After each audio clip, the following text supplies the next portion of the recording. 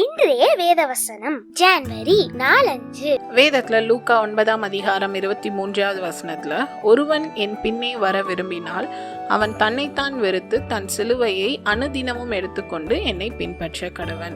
So ஆண்டவரை நம்ம பின்பற்றணும் அப்படின்னு சொல்லி நினைச்சா ஆண்டவர் என்ன சொல்றாங்க, அவன் தன்னைத்தானே வெறுக்கணும் அப்படின்னு சொல்லி சொல்றாங்க. தன்னைத்தானே வெறுக்கணும்னா நம்மளே வெறுத்து ஒதுக்கணும் அப்படிங்கிறது மீனிங் கிடையாது.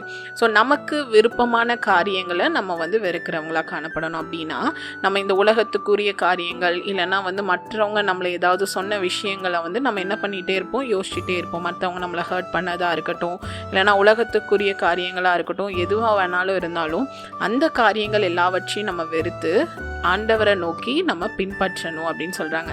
ஆண்டவர் இந்த உலகத்தில் வாழும்போது அநேக வேதனைகள் பட்டாங்க. பாவமே செய்யாத அவர் நம்மளுடைய பாவத்திற்காக அந்த சிலுவையில் அறையப்பட்டாங்க. அப்போ ஆண்டவர் மேலே எந்தவித தவறுமே இல்லை.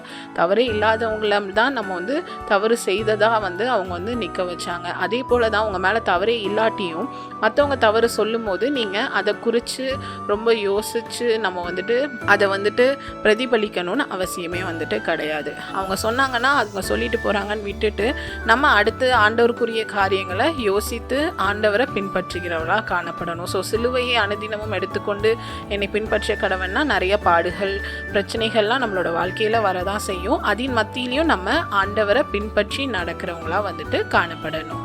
Thank you. Have a good day.